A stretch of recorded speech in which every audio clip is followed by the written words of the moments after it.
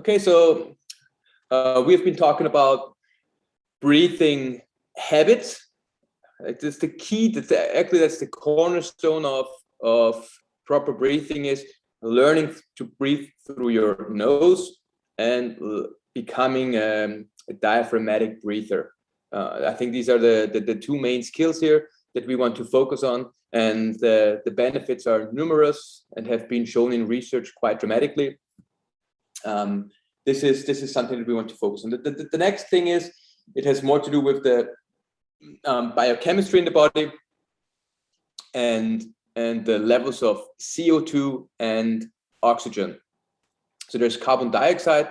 It's the stuff that when we burn fatty acids and when we burn glucose in the muscles, it's energy is released, water is released, and carbon dioxide is released. So that's the natural way of transferring energy to the muscles, and the byproduct of this is releasing CO2. We normally the CO2 is going into the bloodstream. It's taken up by the hemoglobin and it's being brought back to the lungs to being exhaled. So both of these things, carbon dioxide and oxygen, they play a huge role in the biochemistry of breathing. And what we've been talking already for quite a bit is this balance between CO2 and O2. And as I said before, like the oxygen levels in the bloodstream are fairly constant even when we are doing very high intensity training. So even when you're putting in a lot of effort, a lot of that goes to a lot of the effort, and your oxygen levels, they almost stay around that 95 to 98% range. What's though changing quite a bit is the carbon dioxide levels in the blood, because your muscles, when they're exercising hard, they're burning a lot of fuel and they're releasing that carbon dioxide into the bloodstream, and the CO2 levels are changing the bloodstream. And as I said before, it's this change in carbon dioxide that most often changes our basic breathing patterns or breathing functions. The higher the CO2 levels go, the more need your body has to expel that CO2. So the more that the body wants to get rid of the CO2 to keep that balance between carbon dioxide and oxygen. So if you have a system that is not properly working and there's a slight rise in CO2, your body will react with a very high increase in breathing frequency to get rid of the CO2. So what we actually want to train our body is being able, or our brain essentially, being able to tolerate bigger differences in CO2. And by being able to tolerate higher CO2 differences, you're able to actually have a very calm breathing when you're exercising harder. So most often when people start mouth breathing, they want to expel more CO2 quicker, and that's a very low CO2 tolerance. I showed you guys a couple of more athletic versions targeting brain areas. The last time we did that cool drill, or like awful drill of being on the bike, having an exhalation, being on the bike, going very hard on the bike. This is going to build a lot of CO2 in your bloodstream. But there are actually fairly let's say unathletic ways of increasing CO2 levels. And I think one of the easiest ways to do that is called back breathing. Let me just check if I have a bag up here, then I can show you this.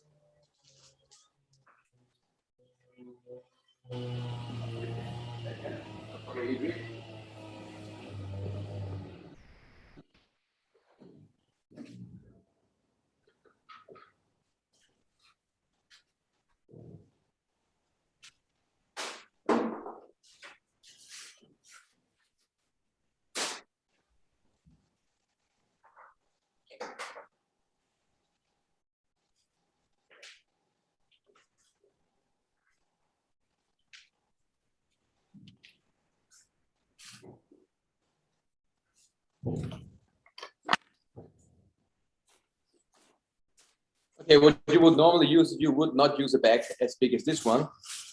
So I'm trying to make the bag a little smaller. So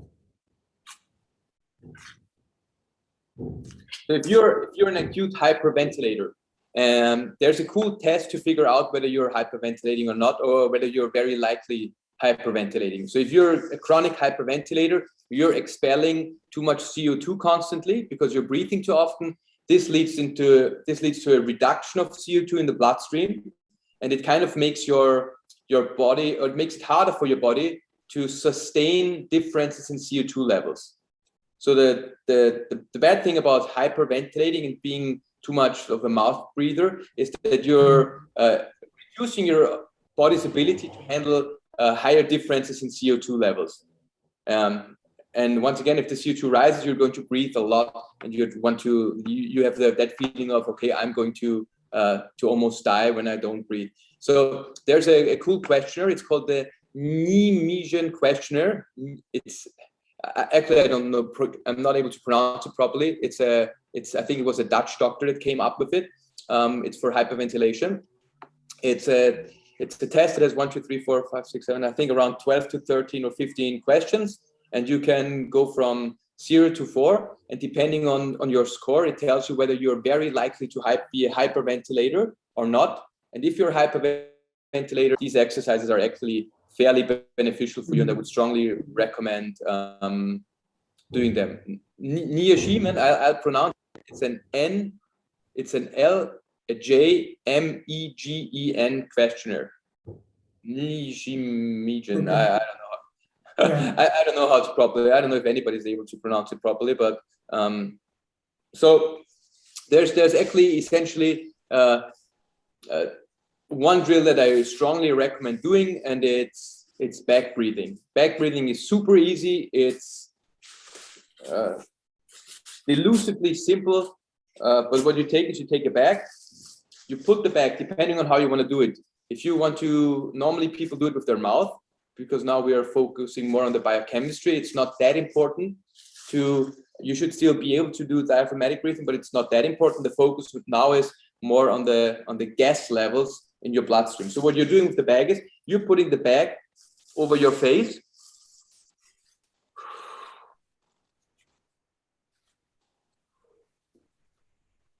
And what you're doing is you're inhaling in the bag. And when you inhale, the air has more CO2 than when you normally inhale air. When I exhale, so when I inhale, the air has more oxygen and less CO2.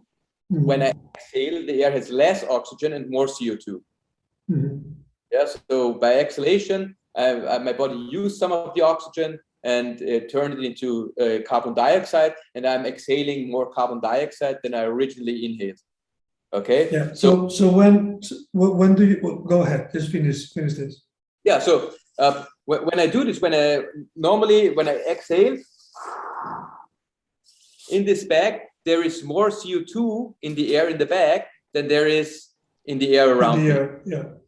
So what we're doing with the bag is we are constantly increasing CO2 levels in there, because with every inhale, I'm putting more CO2 in the bag, and there's a little less oxygen in the bag. So what I'm doing with that device now, of the bag, is I'm putting it over my face, and I'm just going to breathe for, I think starting with 30 seconds is pretty good. You should be able to do this for 2 minutes easily.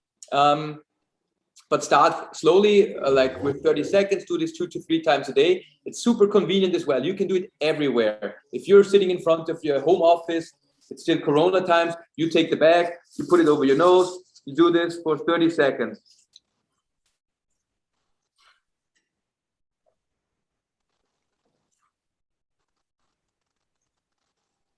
So you're supposed to do this if you are a heavy breather, like if you are hyperventilating. If you are, sorry? Hyperventilating. Yeah, exactly. So gonna explain you something. When I was 17, I was sent to US to study, and I got an anxiety crisis because I hurt my leg playing football, So I guess it was like the first month, and I had an anxiety crisis. My fingers started to cramp like this. I couldn't, like, my eyes were also closing, and I couldn't really talk. So everything was kind of cramping in. Um, it was a doctor that day with my family. It was a doctor there, and he gave me a bag and told me to breathe in and out for a minute or whatever it was. And then that went away. So I guess it's related to this. I can't remember hyperventilating, but I guess the fact that I was my fingers and all my muscles were cramping, I guess is related with CO2 and O2. So I think that is something pretty simple to imagine for somebody that is doing a sport, that if it has too little CO2, your muscles are going to cramp, I guess, because blood is going to your glands. I think this is one of the reasons. I think the other one is from a brain perspective, what you probably experienced is sympathetic escape, like a very high arousal of the sympathetic nervous system, where you create a lot of tension of all these flexor muscles, and very often the like higher CO2 leads to dilation of the vessels. That makes sense as well. So Yeah. if my muscles are working very hard, it makes sense that the vessels go up a little to allow for better blood flow in the tissue. And by putting the bag on, you're actually creating a situation where you dilate the vessels a little bit more because the CO2 levels are rising again, and this helps to regulate blood flow as well.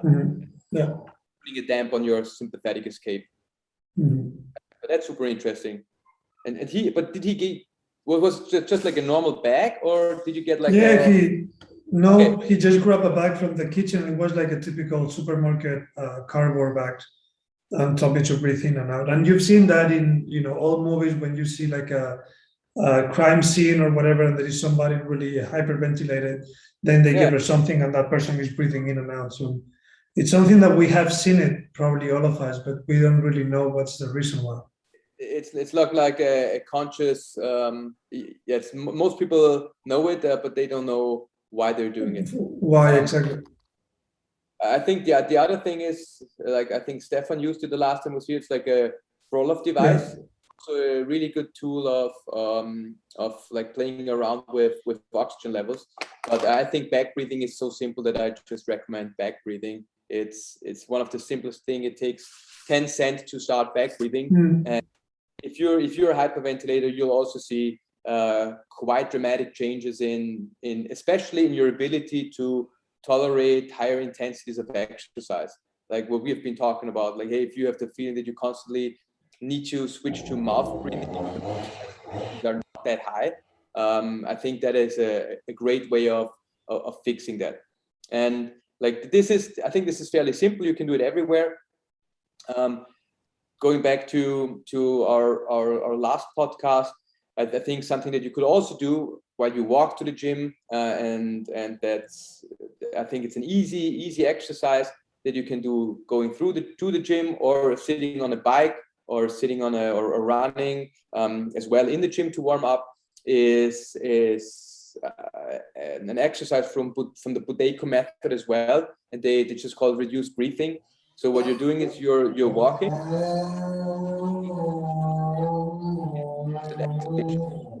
and then you're trying to reduce the amount that you want by around 10%.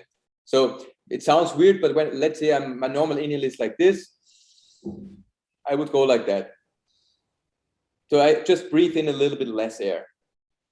Okay, then I take a couple of steps, then I do an exhalation, and then I want to hold my breath and just do a couple of steps until I have the first urge to breathe again.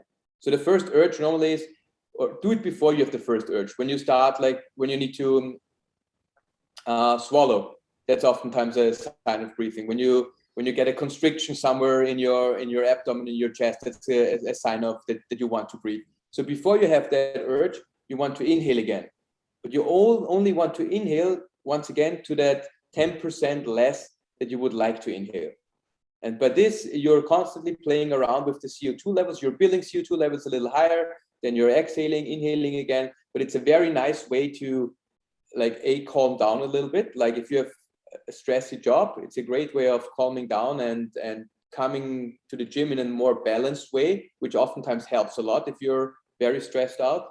And it's also a great way of playing around with the CO2 balance in a very easy way. And then if you want to make it more athletically, which initially is not the goal, initially it's the goal to learn how to deal with it. You can do it on the bike. You sit on the bike, you can do the crazy version that we did, but you can also go in the warm-up very easy, exhale, hold it, keep a normal pace. When you have an urge to inhale again.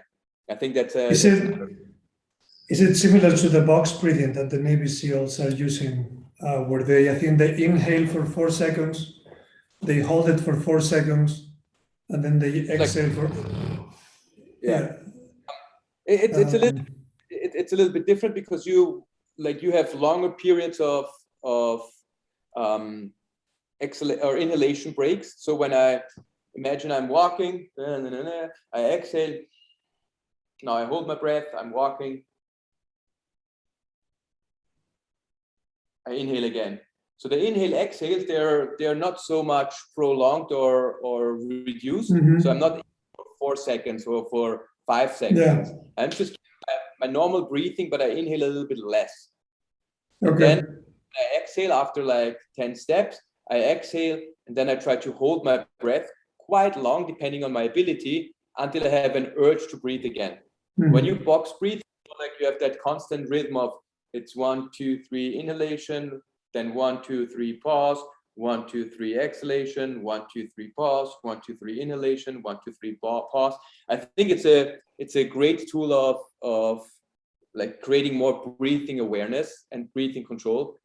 I don't know which book I read. I don't know. So you start with breathe out first. You breathe out, then you hold, and then you breathe in. So it's the opposite of the box breathing, which is breathe in for 4 seconds, hold for 4 seconds, breathe out for 4 seconds, and then breathe in. Well, at the end, it doesn't matter. It's more or less the same system. It just makes you be out of CO2, so you have released as much of CO2 as you can, then hold the breath for 4 seconds, and then breathe in. What you are saying is just breathe in and out, or breathe in just a little bit less than you normally do. That's one, you breathe in a little bit less than you do. But you also try to prolong the break after exhalation. So let's use numbers. What oftentimes people are doing when they do breathing stuff is it's like the first number is for the time of the inhalation. The second number is the number that the pause, the seconds of pause that you have. The third number is the time of exhalation, and the fourth number is the pause that you have of exhalation. When you do box breathing, this can go from 3, 3, 3, 3 to 4, 4, 4, 4 to 8, 8, 8, 8, depending on how skilled you are with that, or if you're moving or not moving. And then there are different ways. For example, if you want to have a very strong parasympathetic activity, what you probably would do is you breathe in for 4 seconds, do no pause, breathe out for 12 seconds or 16 seconds. So a very, very long exhalation. It's really good to calm down the nervous system, and then you don't do any pause at the end. But when you look at the Budeco, it's probably, I wouldn't say like even if you have a normal breath, it's probably a second in. If you have a normal breathing like this, it's a second in or 2 seconds in, a little pause, exhale. So it's not 3, 3, 4, 4, 4, but it's more like 2, just a little break, exhale, just a little break, inhale again. When you do the Budeco stuff, after the exhalation, you have a a fairly long break. So it would probably be, I'm making up numbers now. You have a 2-second inhalation, maybe you have a second pause between, then you have a 2-second exhalation, and then you suddenly have let's say an 8-second pause until you breathe again.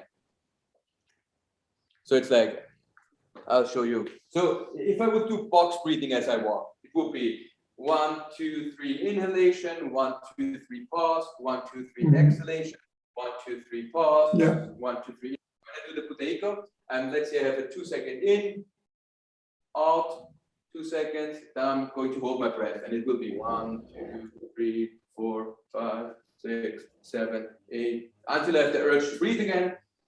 I'm breathing in a little, and then I do that again. So I have way longer exhalation periods as I move to increase CO2 levels. Okay. And that's a very nice and not too strenuous way of playing around. The version that we have done on the bike and going all out is it feels terrible. I think if you're a good athlete, you're usually used to that feeling and getting better at tolerating higher levels of CO2. I think for most people that want to improve their breathing a little, it's not necessary to use drastic measures like that. I think it's better to do these easy things first and trying to play around with the lighter version first. Okay. Yeah, so that's respiratory. These are the techniques for reducing your stress level, or if you are hyperventilating. Is it something that you could use in the middle of a workout or a training? I mean, I think it's quite difficult, right, to try to hold your breath and everything. So I guess this is situations outside of the gym. I would, depending on what you want to do. I think that's what I tell my athletes in the gym all the time, is I think there is periods of training something, and then there are periods where you really want to test something. So I can train Fran. Let's say whatever, I do 2 rounds of 15, rest a little bit, 2 rounds of 15 again. I go a little bit heavier, I go a little bit lighter. I do it with picture perfect mechanics, focusing on the movement. But then there's also these times when I really want to test it, when I'm a proper athlete, and see how fast I can do it. So yeah, I think if you're more on the testing side, it doesn't make sense to do stuff too consciously. I think it still makes sense to, or if you have practiced it properly, you probably won't hyperventilate when you do Fran. Fran is fairly short. I think the intensity is never super, super high. It's not like a 400-meter sprint. And I think there's actually no necessity to start super hyperventilating if you get a good pace for all the repetitions, or pacing for all the repetitions. But I would not recommend this if it's not specifically targeting for if you don't have a specific workout targeting an increase in CO2 levels. You could do stuff like that. I mean, the drill that I showed you walking around, the reduced breathing, I could do a training session. Let's say I do an aerobic training session, focusing on getting accustomed to higher CO2 levels. I think that totally works. I wouldn't do it in a normal CrossFit workout. I think then if you consciously need to think about too many things during a workout and counting, it brings you out of rhythm and sync. I think it goes very much back to it's something that I read first with Kelly Starrett, like this test retest stuff. I think it's something that Sea Health is really, really good at, and they have a lot of emphasis on it. And they have a different phrase for it. They say, do the drill, forget the drill. And I think that's really nice. It's, hey, whether you're rolling on the ball, you roll on the ball, and then you just try to repeat the motion, see if you have more mobility. You're doing that weird breathing exercise, and then you just see if it increases your mobility, but you're not thinking about the drill anymore. It's, hey, I'm squatting. Okay, this is my squat. I do a drill. Is the drill making my squat better? Yes or no? Without too much conscious thought. And I think this is what should happen as well, is you get better at these things. They should naturally carry over into your workouts. So keeping it short, I think you can design training sessions that focus a bit more on the CO2-O2 balance. But what you naturally see is when you're exercising, your CO2 levels will be higher anyway, because your muscles are producing so much CO2. And if you're having nose breathing, when you do a normal session, let's say you go zone 2 session, you do like a more like an endurance-based aerobic session, and you do nose breathing only, you'll have a great natural buildup in CO2.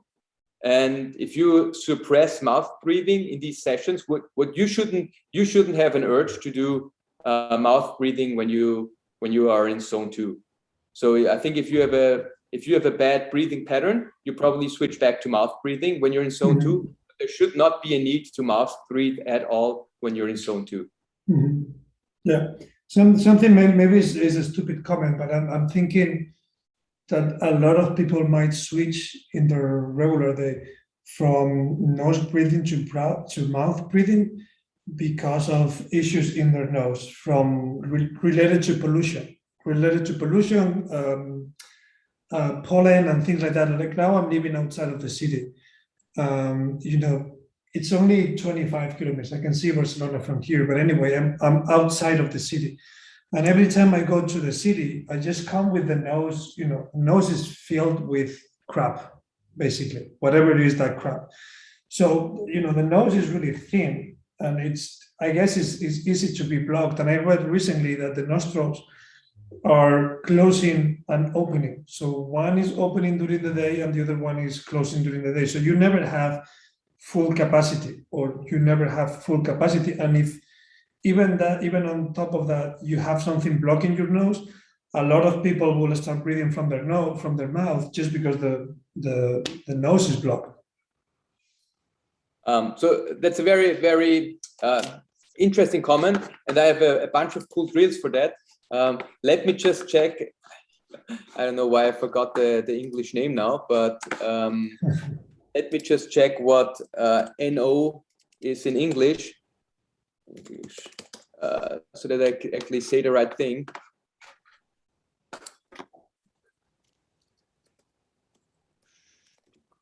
Seed. Nitric oxide, yeah, sorry, I'm down.